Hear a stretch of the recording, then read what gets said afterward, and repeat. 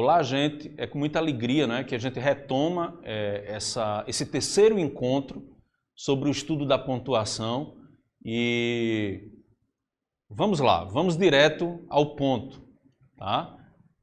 Nós temos aqui, né, essa 15ª aula, né, e os objetivos de aprendizagem aqui, mais uma vez, só para a gente recapitular, só para a gente relembrar, é reconhecer os sinais de pontuação.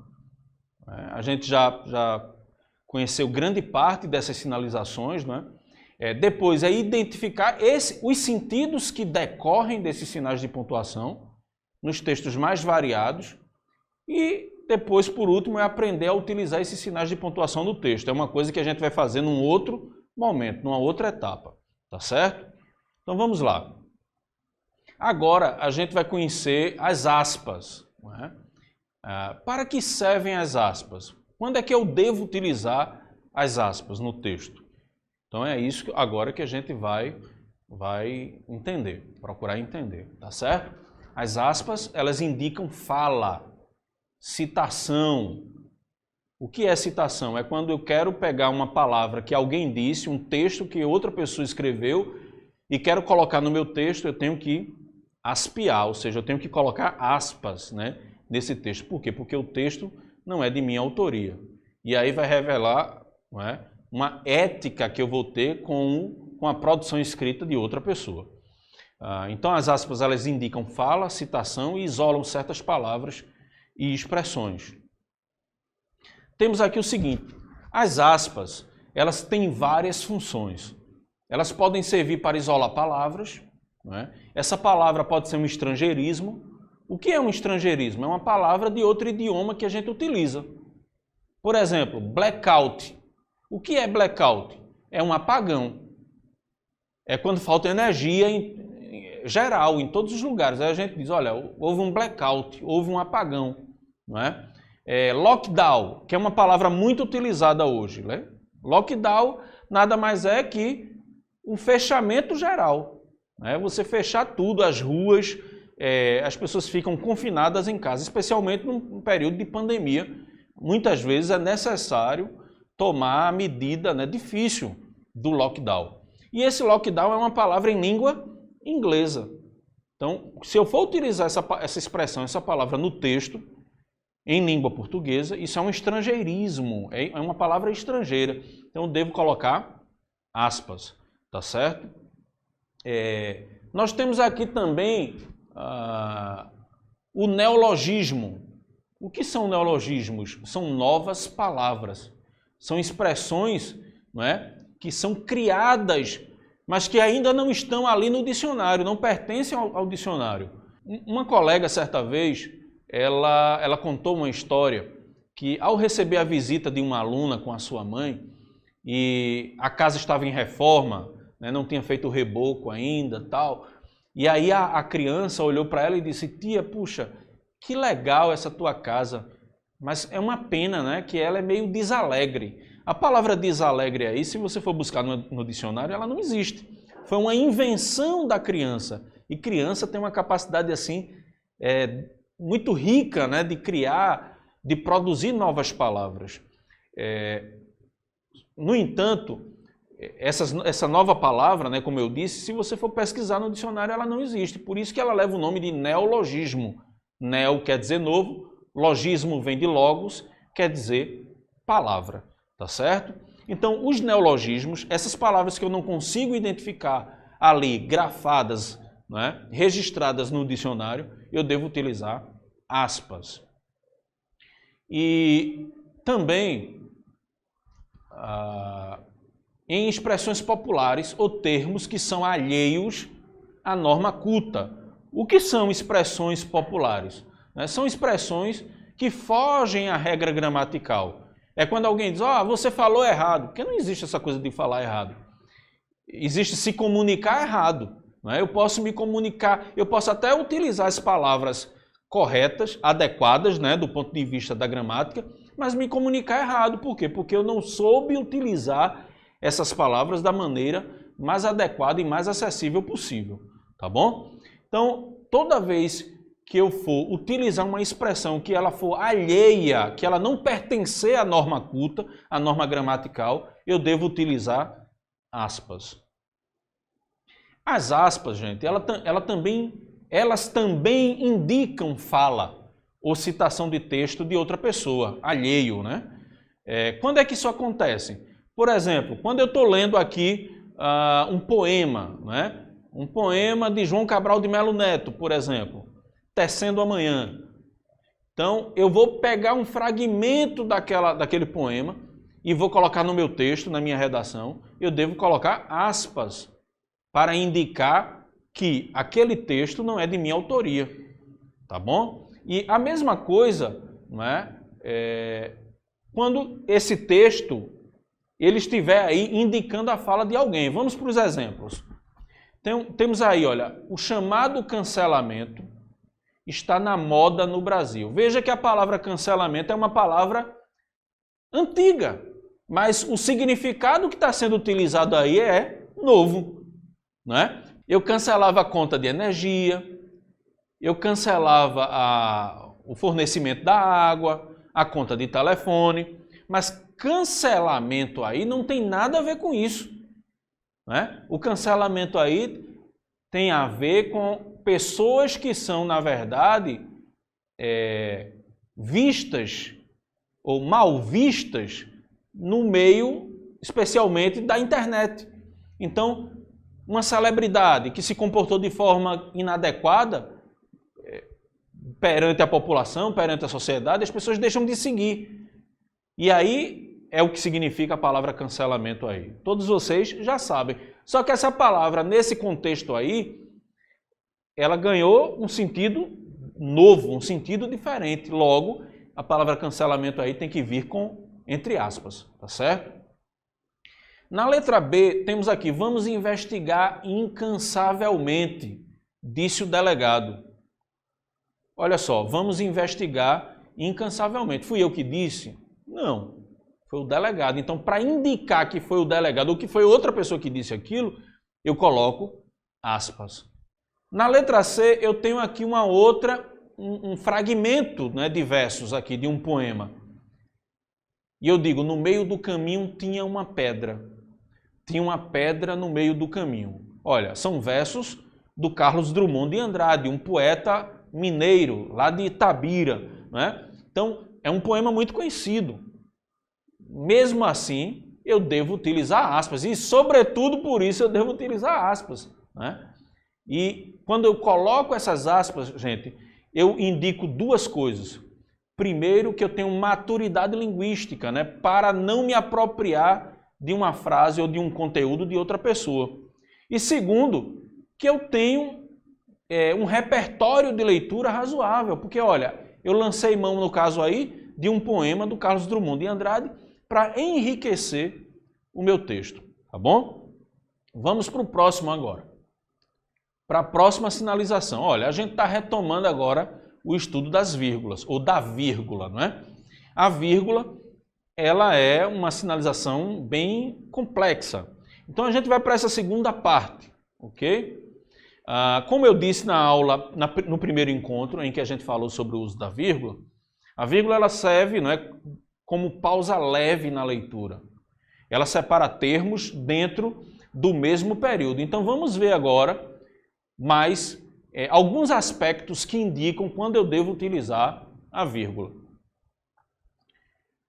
Vamos passar aqui. Então, algumas situações em que se deve usar a vírgula. Sétimo, né? Porque na aula, no primeiro encontro, a gente só fez até o sexto. Então, o sétimo item diz o seguinte: eu devo usar a vírgula para separar orações coordenadas, sindéticas, adversativas ou conclusivas. Olha que palavrão, né? Olha que palavra longa, que expressão longa. Orações, o que são orações? São expressões que contêm verbo, coordenadas, porque elas se coordenam entre si. Sindéticas, não é? Porque elas precisam de síndeto. Síndeto quer dizer ligação, ok? E essa ligação pode ser uma ligação de oposição, ou pode ser uma ligação de conclusão. A gente vai entender melhor isso. Então, orações coordenadas sindéticas são orações independentes, introduzidas por conjunção. Então, na letra A temos aqui, olha, ela estudou muito esta semana, mas não conseguiu ir bem na prova. Veja que tem um mas aí. O que é um mas? É uma conjunção adversativa. Eu posso substituir esse mas por porém, por todavia, no entanto, contudo, tá certo? Eu tenho uma infinidade de conjunções adversativas. Todas elas devem ser,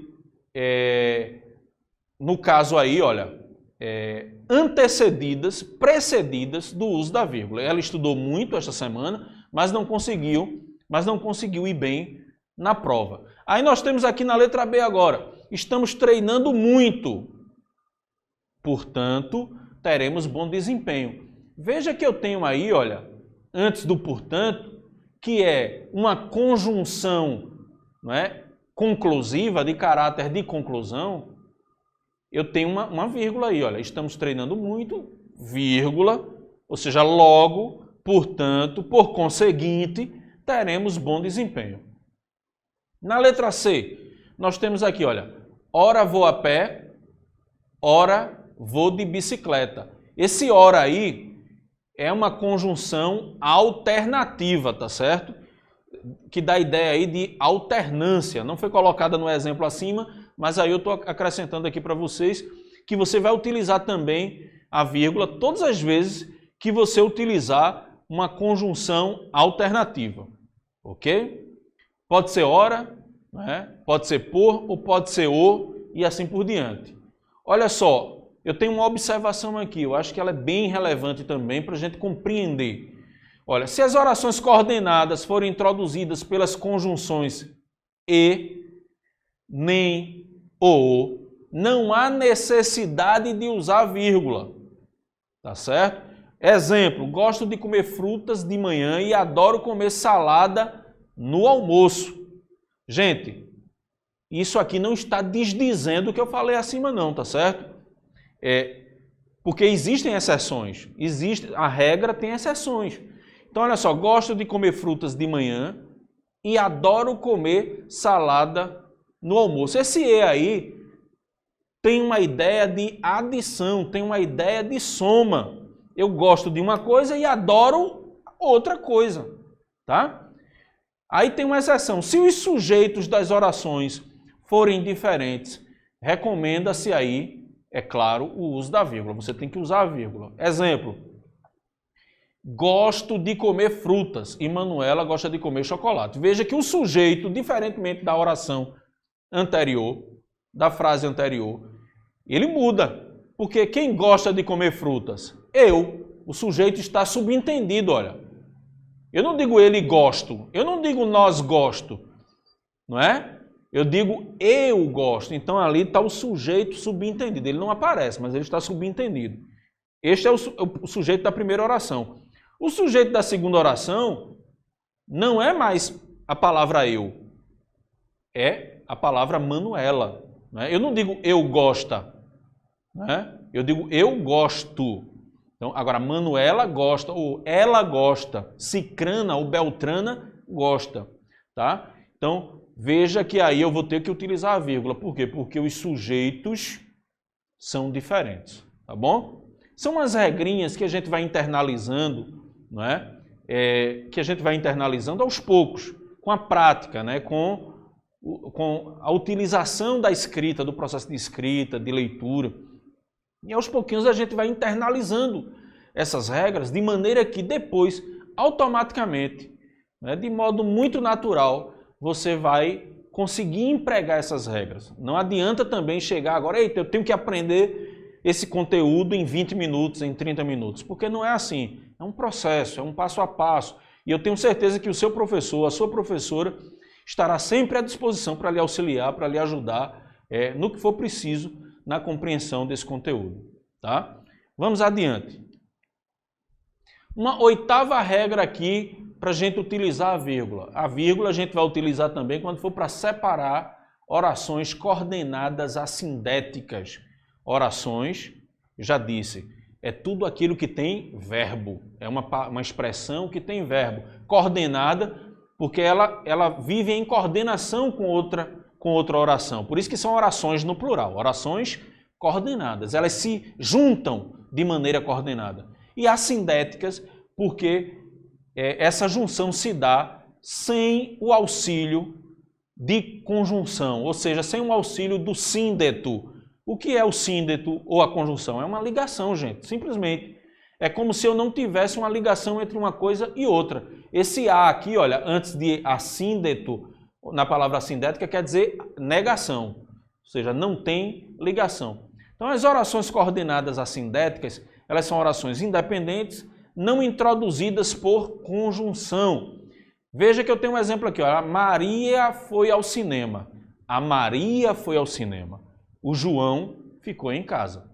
Então veja que eu não tenho ligação aí. Se eu quisesse colocar uma ligação aí, o que era que eu colocaria? Eu colocaria uma conjunção aditiva. A Maria foi ao cinema e o João ficou em casa. Ou o mais adequado seria uma conjunção adversativa. A Maria foi ao cinema, porém o João ficou em casa. Todavia o João ficou em casa. Contudo, o João ficou em casa. Mas no caso, eu não tenho ligação. Se eu não tenho ligação, eu não tenho síndeto. Por isso é uma oração coordenada, são orações coordenadas assindéticas. E para tanto, eu devo utilizar a vírgula entre uma oração e outra. No nono aspecto aqui, em que eu devo utilizar vírgula, toda vez que for para separar o predicativo do sujeito em ordem inversa.